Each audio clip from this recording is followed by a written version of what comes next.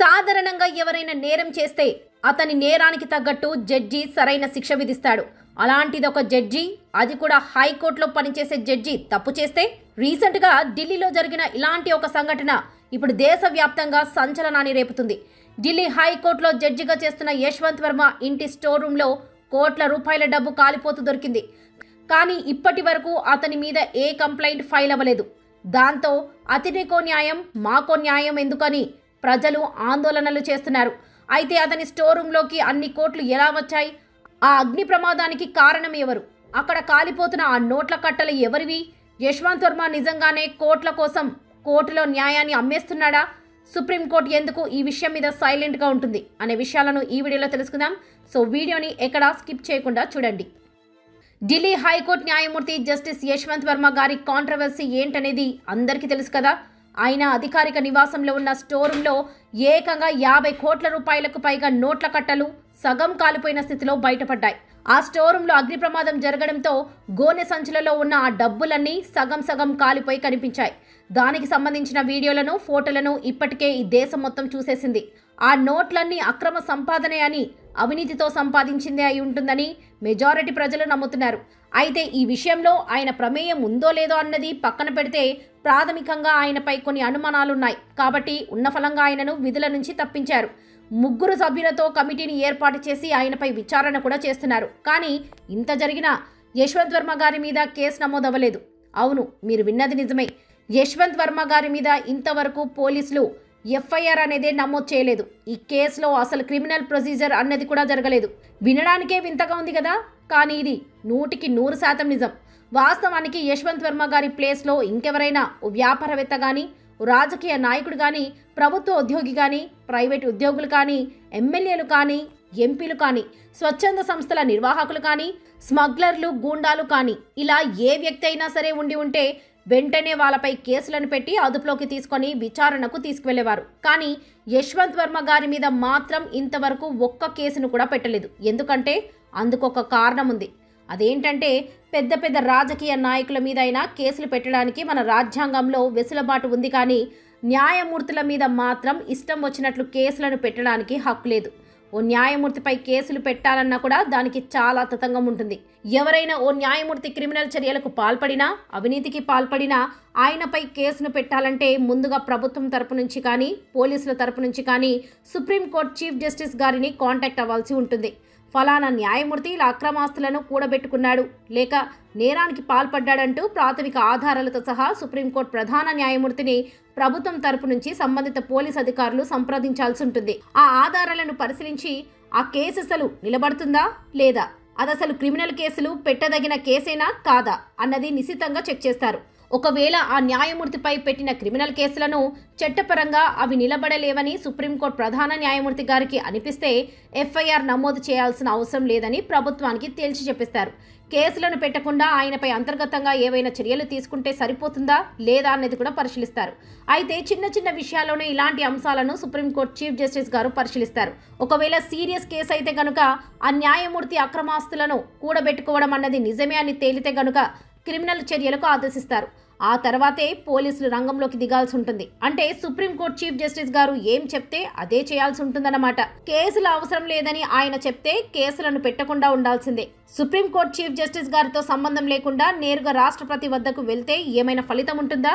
ఎవరైనా న్యాయమూర్తిపై క్రిమినల్ చర్యలను తీసుకోండి, కేసులు పెట్టండి అని రాష్ట్రపతి గారు నేరుగా ఆదేశిస్తే సరిపోతుంది కదా, ఆయనకు ఆ హక్కు ఉంటుంది కదా అన్న అనుమానం కూడా చాలా మందికి వచ్చే ఉంటుంది. అయితే రాష్ట్రపతి వద్దకు ఇలా ఎవరైనా ఫిర్యాదుతో వచ్చి ఫలానా న్యాయమూర్తిపై కేసును పెట్టాలనే అర్జీ వస్తే రాష్ట్రపతి కూడా సుప్రీంకోర్టు చీఫ్ జస్టిస్ గారి సలహాను తీసుకోవాల్సిందే. న్యాయ పరిధిలో ఉన్న అన్ని అంశాలను పరిశీలించి ఆ ఫిర్యాదుపై ముందుకు వెళ్ళొచ్చా లేదా అనేది తేల్చి చెప్పండి అంటూ రాష్ట్రపతి అయినా సరే సుప్రీంకోర్టు చీఫ్ జస్టిస్ గారి వద్దకు ఆ ఫిర్యాదును పంపించాల్సిందే.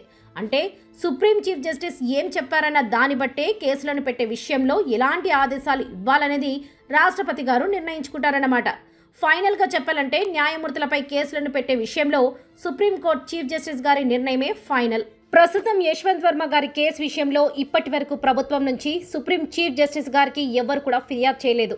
ఆయనపై కేసులను నమోదు చేయండి అంటూ ఇంతవరకు ఎవరు ఫిర్యాదు కూడా చేయలేదు. అందుకే ఇప్పటి వరకు ఆయనపై కేసులను నమోదు చేయలేదు. కాకపోతే ఈ విషయంపై ఎవరు ఫిర్యాదు చేయకపోయినా సరే సుప్రీంకోర్టు ప్రధాన న్యాయమూర్తి జస్టిస్ సంజీవ్ ఖన్నా గారు అంతర్గత విచారణకు ఆదేశించారు. పంజాబ్ మరియు హర్యానా హైకోర్టు ప్రధాన న్యాయమూర్తి జస్టిస్ షీల్ నగు, అలాగే హిమాచల్ ప్రదేశ్ హైకోర్టు న్యాయమూర్తి జిఎస్ సందావాలియా, అలాగే కర్ణాటక హైకోర్టు న్యాయమూర్తి అను శివరామన్ గార్లతో ఓ కమిటీని సంజీవ్ ఖన్నా గారు ఏర్పాటు చేశారు. ఆ ముగ్గురు కలిసి యశ్వంత్ వర్మ కేసులో అసలేం జరిగింది, ఆ డబ్బు ఎవరిది, ఎలా అక్కడికి వచ్చింది, ఢిల్లీ హైకోర్టులో న్యాయమూర్తిగా ఎంపికైనప్పటి నుండి ఇప్పటి వరకు యశ్వంత్ వర్మ గారు విచారించిన కేసులేంటి, ఆయన ఇచ్చిన తీర్పులేంటి, ఆ డబ్బులు నావి కావంటున్న ఆయన మాటల్లో నిజమెంత, డబ్బులు ఆయనవే అయితే గనుక ఎలాంటి చర్యలు తీసుకోవాలి అనే అన్ని అంశాలపై సమగ్ర విచారణ జరిపి ఈ ముగ్గురు సభ్యుల కమిటీ ఓ నివేదికనివ్వాల్సి ఉంటుందన్నమాట.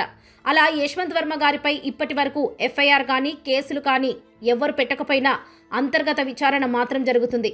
అయితే చాలా మందికి ఇక్కడ ఒక డౌట్ ఉంది. మామూలుగా అయితే ఇలాంటి ఘటన జరిగితే పోలీసులు వెంటనే కేసులను పెడుతుంటారు కదా, మరి న్యాయమూర్తులు ఇలాంటి వ్యవహారాల్లో ఇరుక్కుంటే ఎందుకు కేసులు పెట్టరు? ఇదే కాకపోయినా ఇతరత్ర ఘటనల్లో అయినా సరే న్యాయమూర్తులపై ఎందుకు వెంటనే కేసులను పెట్టరు అన్న డౌట్ అయితే అందరికీ ఉంది. దాని గురించి కూడా క్లారిటీగా తెలుసుకుందాం. ఉదాహరణకు ఎవరైనా ఓ వ్యక్తి కేసులో ఇరుక్కుంటే ఆ వ్యక్తికి అనుకూలంగా కాకుండా వ్యతిరేకంగా తీర్పు గనుక వస్తే ఆ కక్షతో జడ్జి మీద ప్రతీకారంతో ఆ వ్యక్తి రగిలిపోయే పరిస్థితులు ఉంటాయి కదా. ఆ జడ్జి వల్లే నాకు అన్యాయం జరిగిందని భావించే అవకాశాలుంటాయి కదా. అలాంటి పరిస్థితుల్లో ఆ వ్యక్తి ఏదో ఒక కారణం చెప్పి అన్యాయంగా ఆ జడ్జి మీద పోలీసులకు ఫిర్యాదు చేస్తే కేసులను పెడితే పరిస్థితి ఏంటి? జడ్జి అన్న వ్యక్తి ఒకటి కాదు రెండు కాదు, తన జీవిత కాలంలో ఎన్నో వందల కేసుల్లో తీర్పులను ఇవ్వాల్సి ఉంటుంది. కేసు అన్న తర్వాత ఒకరికి న్యాయం జరగటం, మరొకరు దాని అన్యాయంగా ఫీల్ అవ్వడం సహజమే. సో న్యాయమూర్తుల మీద ఇష్టం వచ్చినట్లు ఎవరైనా సరే కేసులను పెట్టే వెసులుబాటే ఉంటే వీళ్ళంతా ఏదో రకంగా కేసులను పెట్టే అవకాశాలు లేకపోలేదు. అందుకే ఇలాంటి పరిణామాలు చోటు చేసుకోకుండా న్యాయమూర్తులపై కేసులను ఎవరు పడితే వారు పెట్టకుండా వాళ్లకు కొన్ని రక్షణలను రాజ్యాంగమే కల్పించింది. న్యాయమూర్తులపై ఎవరైనా ఫిర్యాదు చేస్తే పోలీసులు ఎఫ్ఐఆర్ నమోదు చేయకపోవడమే కాదు, దురుద్దేశంతో న్యాయమూర్తులనే కించపరుస్తున్నారని, న్యాయమూర్తులకు దురుద్దేశాలు ఆపదిస్తున్నారంటూ తిరిగి వారిపైనే కేసు పెట్టే ఛాన్సులు కూడా ఉంటాయి. అందుకే సాధారణంగా న్యాయమూర్తుల గురించి, తీర్పుల గురించి ఎవరు కూడా బాహాటంగా వ్యతిరేకంగా మాట్లాడరు. అందుకే మామూలు వ్యక్తుల విషయంలో ఎవరు ఫిర్యాదు చేయకపోయినా సరే జొమాటోగా పోలీసులు కేసు నమోదు చేసుకుంటారు. కానీ న్యాయమూర్తుల విషయంలో మాత్రం పోలీసులు జొమాటోగా కేసులను నమోదు చేసుకోలేరు. ఇక కేసులు, ఎఫ్ఐఆర్లు అనే విషయాలను పక్కన పెడితే ప్రస్తుతం యశ్వంత్ వర్మ గారు తప్పు చేశారని తేలినా, ఆ డబ్బు ఆయనకు అక్రమంగా సంక్రమించిందని ఆధారాలు లభించినా ఆయనను న్యాయమూర్తి పదవి నుంచి పీకేయడం అన్నది అంత సులభం కాదు. చట్ట ప్రకారమే ఆయనను తొలగించాలి. దానికి చాలా పెద్ద ప్రాసెసే ఉంది. న్యాయమూర్తిని పదవుల నుంచి తొలగించే ప్రక్రియను ఇంగ్లీష్లో ఇంపీచ్మెంట్ అని అంటారు. దాన్నే తెలుగులో అభిశంసన అని అంటారు. రాజ్యాంగంలోని ఆర్టికల్ 124/4లో న్యాయమూర్తి అభిశంసన ప్రక్రియ ఏంటి అనేది చాలా డీటెయిల్డ్గా ఉంటుంది. ఎవరైనా న్యాయమూర్తి తన పదవిని దుర్వినియోగం చేసినట్లు రుజువవ్వటం, అనారోగ్యాల కారణాల వల్ల మతిమరుపు, ఇంకేదైనా ఇబ్బంది రావటం లాంటి రెండు కారణాలతో జడ్జి పదవిలో నుంచి ఆ న్యాయమూర్తిని తొలగించవచ్చు. కోర్టులో కూర్చొని విచక్షణతో తీర్పులను ఇచ్చే పరిస్థితిలో ఆ న్యాయమూర్తి గనుక లేకపోతే అలాంటి కారణంతో కూడా ఆ న్యాయమూర్తిని పదవిలో నుంచి తొలగించవచ్చు. ఇప్పటి వరకు మన దేశంలో రామ్మూర్తి, సౌమిత్రి సేన్ అనే ఇద్దరు న్యాయమూర్తులను ఈ అభిశంసన ప్రక్రియ ద్వారా పదవుల నుంచి తొలగించారు. తాజాగా యశ్వంత్ వర్మ గారు కనుక దోషిగా తేలితే ఆయన మూడో వ్యక్తి అవుతారు. ఇంతకీ అభిశంసన ప్రక్రియ ఎలా ఉంటుంది? న్యాయమూర్తిని ఆ పదవుల నుంచి ఎవరు తొలగిస్తారు అన్న వివరాల్లోకి వెళ్తే అంతా విస్తుపోవడం ఖాయం. మామూలుగా అయితే ఇతరత్ర వ్యవస్థల్లో ఓ ఉద్యోగిని తొలగించే హక్కుకు సంబంధించిన శాఖ ఉన్నతాధికారికి ఉంటుంది. కానీ న్యాయ వ్యవస్థలో అలా కుదరదు. ముందుగా ఆ న్యాయమూర్తి తప్పు చేశాడని రుజువవ్వాలి. ఆ నివేదిక ఆధారంగా ఆయనను పదవి నుంచి తొలగించాలన్న అభిశంసన తీర్మానాన్ని లోక్సభలో ప్రవేశపెట్టాలి.